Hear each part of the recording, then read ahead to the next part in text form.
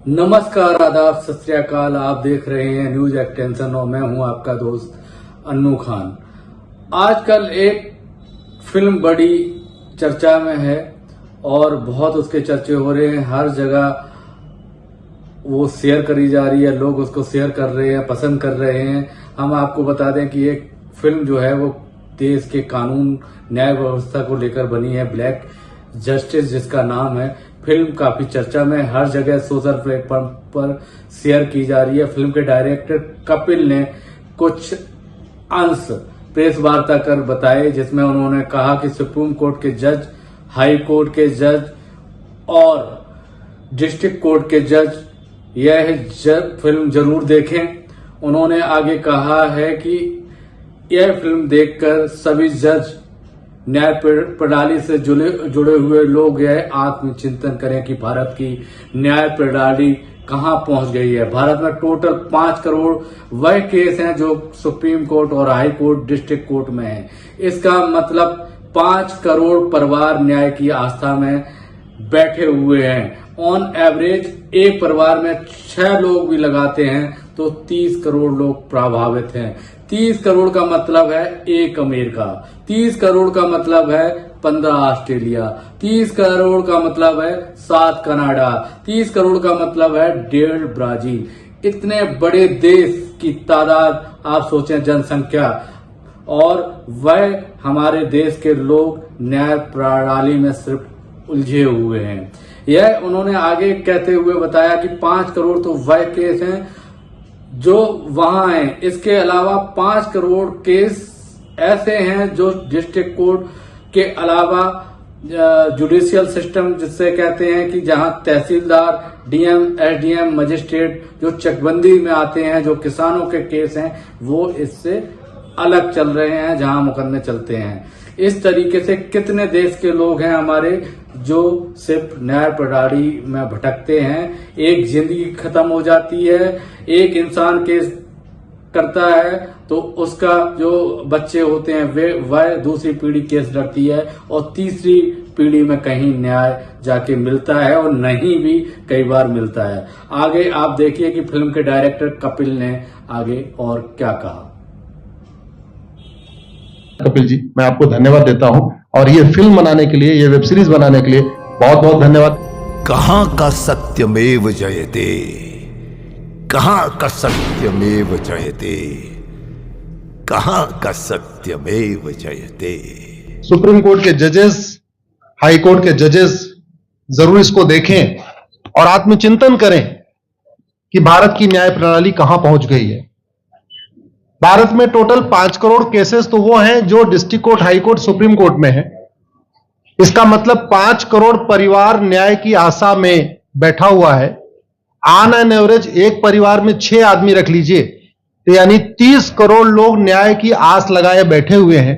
30 करोड़ का मतलब 1 अमेरिका, 30 करोड़ का मतलब 15 ऑस्ट्रेलिया, 30 करोड़ का मतलब 7 कनाडा, 30 करोड़ का मतलब 1.5 ब्राजील। इतने लोग भारत में न्याय की आस में बैठे हुए हैं और ये 5 करोड़ केस तो वो है जो district court, high court, supreme court में है। इसके पैरेलल हमारे देश में एक और जुडिशियल सिस्टम है, उसको कहते हैं तहसीलदार, एसडीएम, एडीएम, डीएम, कमिश्नर, जहां पे चकबंदी के मुकदमे चलते हैं। वो इस 5 करोड़ में काउंटेड नहीं है। जो तहसीलदार के यहां मुकदमा होता है, एसडीएम के यहां मुकदमा होता है, एडीएम के यहां होता है, डीएम के यहां होता है, चकबंदी अधिकारी जिसको सीओ कहते हैं, डीडीसी कहते हैं, एसओसी कहते हैं, वो एक इसके पैरेलल में है और 5 करोड़ मुकदमे वहां पे भी चल रहे हैं। इसका मैं लाइव एग्जांपल देना चाहूंगा भारत की ब्लैक जस्टिस सिस्टम का। 1985 में जौनपुर में एक 10 बीघे जमीन का मुकदमा शुरू हुआ था। अभी वो सबसे नीचे पायदान पे है जिसको कहते हैं चकबंदी अधिकारी।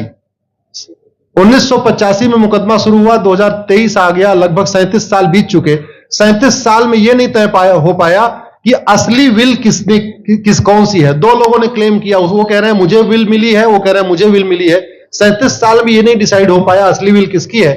अगर मान लीजिए आज डिसाइड हो जाए तो सीओ के बाद एसओसी, एसओसी के बाद डीडीसी, डीडीसी के बाद हाई कोर्ट, हाई कोर्ट के बाद सुप्रीम कोर्ट, यानी अभी 35 साल और लगेगा, 70 साल लगेगा। सेकंड जनरेशन मुकदमा लड़ रही है, ऑलरेडी सेकंड जनरेशन मुकदमा लड़ रही है, और इसी स्पीड से काम हुआ तो मुझे लगता है थर्ड जनरेशन आके मुकदमा तब जाके सुप्रीम कोर्ट पहुंचेगा। दूसरा एग्जाम्पल, एक ग्लेरिंग एग्जाम्पल आपको देता हूं। 1971 के वॉर में पाकिस्तान में बम फेंकने वाले, पाकिस्तान के फौजियों के बहुत सारे बैंकर तोड़ने वाले एक कर्नल कबोत्रा है, पंचकुला में रहते हैं। दुश्मनों के उन्होंने दांत तोड़ दिए। आज 2000 से उनके मकान पे किसी ने कब्जा किया हुआ है, 2023 आ चुका है, 23 साल में वो अपने मकान को नहीं छुड़ा पाए। अभी मामला पंचकुला की डिस्ट्रिक्ट कोर्ट में है, उसके बाद चंडीगढ़ हाई कोर्ट जाएगा, फिर सुप्रीम कोर्ट जाएगा, तो 23 साल में वो सबसे नीचे पायदान पे है। वास्तविकता यह है, अंग्रेज चले गए, अंग्रेजी कानून यहीं छोड़ गए, अंग्रेजी व्यवस्था यहीं छोड़ गए। यह व्यवस्था भारत में न्याय देने के लिए नहीं बनी थी।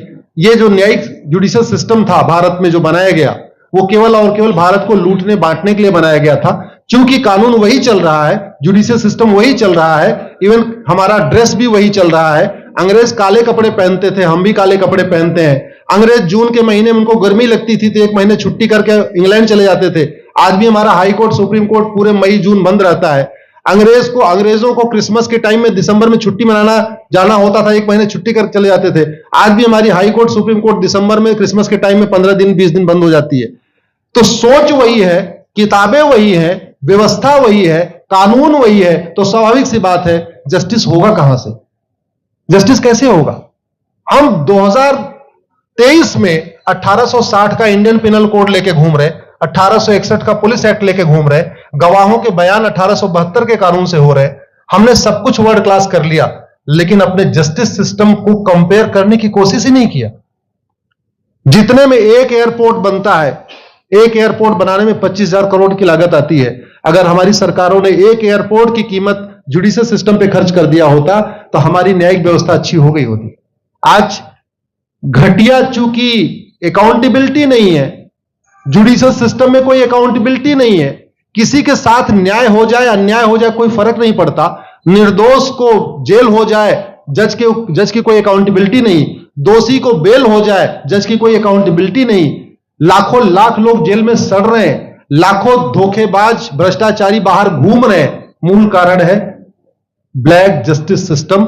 आपने बहुत अच्छा आपने इस पे वेब सीरीज बनाया है, और इस देश में world class airport, world class highway, world class shopping mall, सब कुछ वर्ल्ड क्लास बना लिया।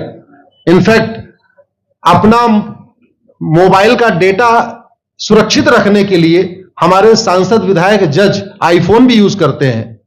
अमेरिका का आईफोन यूज करते हैं हमारा डेटा सुरक्षित हो जाए, लेकिन भारत सुरक्षित हो जाए उसके लिए यह नहीं देखते कि जापान में कौन सा कानून है, अमेरिका में कौन सा कानून है, सिंगापुर में क्या अच्छा चल रहा है। कनाडा में रेंट का मामला एक डेट में खत्म होता है। सिंगापुर में अभी कुछ दिन पहले एक व्यक्ति के पास 900 ग्राम गांजा पाया गया, उसको फांसी हुई है।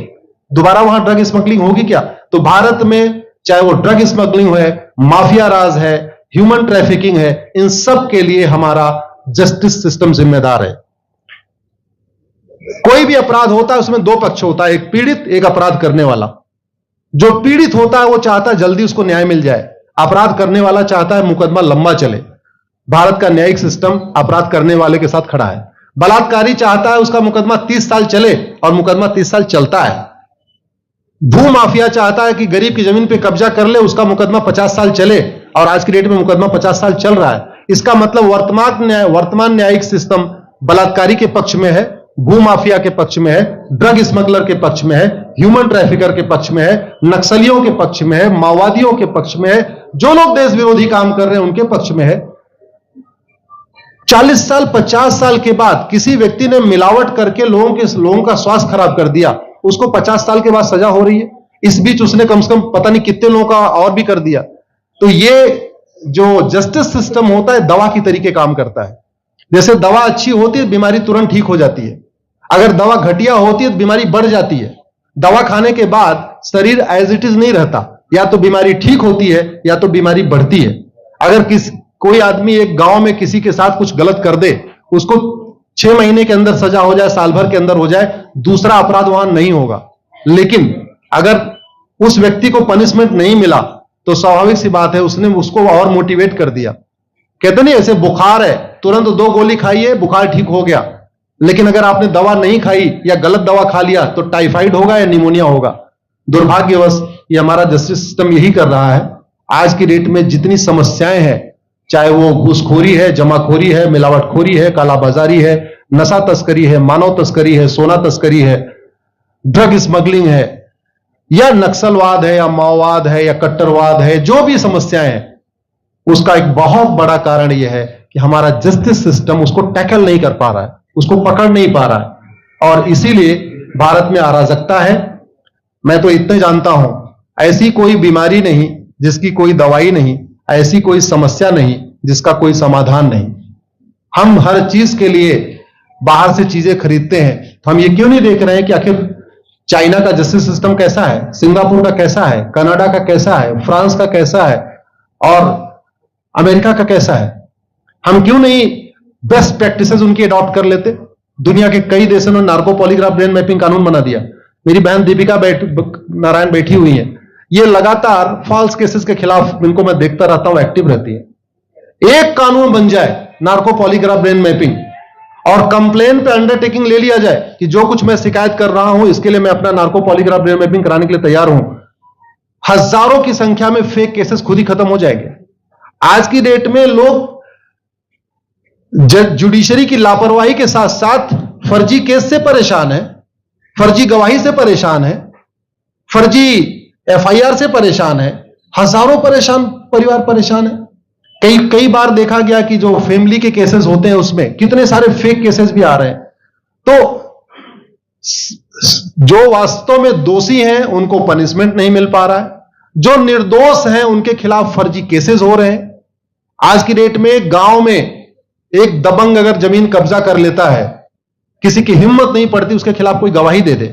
लोगों को अपनी जमीन छुड़ाने में 30-30 साल लड़ना पड़ रहा है, 35 साल लड़ना पड़ रहा है। अगर 30 साल 35 साल के बाद कक्कड़ जी उसको अपनी जमीन मिल भी गई तो उसके साथ न्याय कहां हुआ। 35 साल में उसका टाइम बर्बाद हो गया, 35 साल में उसका पैसा बर्बाद हो गया, 35 साल वो मेंटल ट्रॉमा में रहा, 35 साल उसने तारीख पे तारीख झेली है। और मैं तो डिस्ट्रिक्ट कोर्ट में कई बार जाके देखा, ऐसे परिवारों को देखता हूं जिनके पास बस से आने के लिए पैसा नहीं है, साइकिल से आते हैं। ऐसे परिवारों को देखता हूं जो चाय नहीं पी सकते अपने पैसे से, बेचारे घर से रोटी बांध के और अचार लेके आते हैं, लेकिन वहां मजबूरी में वकील को पैसा देते हैं। तो हमारी कोर्ट कचहरी वास्तव में दलाली का अड्डा बन गया है, हमारी कोर्ट कचहरी भ्रष्टाचार का अड्डा बन गया है। और मैं दुख के साथ कहना चाहूंगा, अदालतों में न्याय हो नहीं रहा है बल्कि न्याय बिक रहा है। जिनके पास पैसा है वो उन्होंने कितना बड़ा क्राइम किया हो, मर्डर किया हो, रेप किया हो, उनको जमानत हो रही है, और जिनके पास नहीं है वो बेचारे जेल में सड़ रहे हैं। कई बार तो देखा गया, मैंने मेरे मर्डर किया एक्स अनंत सिंह ने, लेकिन एक्स अनंत सिंह बाहुबली थे, उन्होंने थानेदार को 20 लाख रुपए दिया, वो वाई अनंत सिंह को लेकर जेल में डाल दिया, नाम वही है। अब उसके बाद क्या हुआ, 20 साल मुकदमा चला और फिर सबूत के अभाव में छूट गया। तो जिसने मर्डर किया वो तो कभी जेल गया ही नहीं, एक निर्दोष जेल गया, 10-20 साल के बाद उसने अपना जमीन बेचा, सब कुछ किया, मां बाप सब कुछ तबाह हो गए, फिर वो सबूत के अभाव में छूट रहा है। तो सबूत के अभाव में अगर 20 साल के बाद छूट भी गया हो, उसका 20 साल कौन लौटाएगा, उसके 20 साल के लिए कौन जिम्मेदार है, उसके 20 साल जो बर्बाद हुआ उसके लिए संविधान की शपथ लेने वाले जिम्मेदार हैं। संविधान के प्रियम्बल में लिखा है हम आपको जस्टिस देंगे, हम आपको न्याय देंगे। न्याय देने की जिम्मेदारी किसकी, जिन्होंने शपथ लिया। शपथ कौन लेते हैं, जजेस लेते हैं, सांसद विधायक मंत्री लेते हैं। तो आज की डेट में अगर लोगों को न्याय नहीं मिल रहा है तो इसके लिए वही जिम्मेदार हैं जो संविधान की शपथ लेते हैं। संविधान की शपथ लेने वालों को वेतन भत्ता गाड़ी बंगला इसीलिए मिलता है कि लोगों को न्याय मिल सके, फास्ट जस्टिस मिले, कंप्लीट जस्टिस मिले। अनफॉर्चुनेटली कंप्लीट जस्टिस मिलने में तो 50-60 साल लग जाता है, फास्ट जस्टिस तो सपना हो गया है। इसलिए आज आपने जो ये वेब सीरीज बनाई है, मैं आपको धन्यवाद देता हूं। एक ऐसे विषय पे जिसपे कोई टच नहीं करता, लेकिन जिससे करोड़ों लोग पीड़ित हैं। मैंने कहा ना, 5 करोड़ लोग सीधे district court, high court, supreme court के केसेस से पीड़ित हैं, और 5 करोड़ मुकदमे एसओसी, डीडीसी, तहसीलदार के यहां चल रहा है। तो अगर 5 करोड़ से 30 करोड़ लोग इधर पीड़ित हैं तो उधर भी पीड़ित है। वास्तव में बहुत बड़ी संख्या भारत में इसी से पीड़ित है। और अपराध, भ्रष्टाचार और जितनी भी अराजकता चल रही है उसका मूल कारण भी यही है। जस्टिस सिस्टम अच्छा हो जाए, कानून सख्त हो जाए, कानून का खौफ पैदा हो जाए, न्यायपालिका का खौफ पैदा हो जाए, और ये थाने जो दलाली के अड्डे बन गए हैं, तहसील जो दलाली का अड्डा बन गया है, डिस्ट्रिक्ट कोर्ट जो कमीशन खोरी का अड्डा बन गया है, अगर इस पे कंट्रोल हो जाए तो वास्तव में भारत में फिर से राम राज्य आ सकता है। अगर जुडिशियल सिस्टम अच्छा हो जाए तो जो राम राज्य की कल्पना है, धर्म की जय हो, अधर्म का नाश हो, प्राणियों में सद्भावना हो, विश्व का कल्याण हो, मुझे लगता है उसको फिर से जीवित किया सकता है। आपने मुझे बुलाया कपिल जी, मैं आपको धन्यवाद देता हूं। और ये फिल्म बनाने के लिए, ये वेब सीरीज बनाने के लिए बहुत बहुत धन्यवाद देता रहता हूं। दीपिका जी लड़ती रहती हैं, इनको देखता रहता हूं। बहन नेहा जी आई हैं, ये अपने गानों से मुझे लगता है बहुत अच्छा आप लिखती हैं। और इसी तरीके से कड़वा सच आप लिखते रहिए, कड़वा सच गाते रहिए। लोग आज की डेट में, यंग जनरेशन कड़वा सच सुनना चाहती है। मीठे झूठ ने इस देश में शुगर, डायबिटीज पैदा कर दिया। भारत केवल लोग डायबिटीज से नहीं पीड़ित हैं, बल्कि हमारी व्यवस्था को डायबिटीज हो चुका है। और उस डायबिटीज को दूर करने के लिए नेहा राठौर जैसी बहनें जो सही बात कह रही हैं, दीपिका जी सही बात कह रही हैं, आप लोग जो है बहुत अच्छा काम कर रहे हैं। और आपने, कक्कड़ साहब, आपने बनाया वेब सीरीज, आपको विशेष धन्यवाद देता हूं। यही निवेदन करता हूं, इस वेब सीरीज को ज्यादा से ज्यादा देखें। और खास तौर पे अगर आपके जानने वाले कोई जज हैं, कोई आईएएस हैं, कोई आईपीएस हैं, मंत्री, सांसद, विधायक हैं, उनको भी एक बार फोन करके, व्हाट्सएप करके एक बार कहिए कि वो भी इसको जरूर देखें। क्योंकि अल्टीमेटली न्यायिक व्यवस्था बदलने की जिम्मेदारी उन्हीं की है जिनको वेतन भत्ता, गाड़ी, बंगला, free air ticket, free rail ticket और वीआईपी व्यवस्था मिलती है। ये व्यवस्था उन्हीं को बदलनी है। जय हिंद।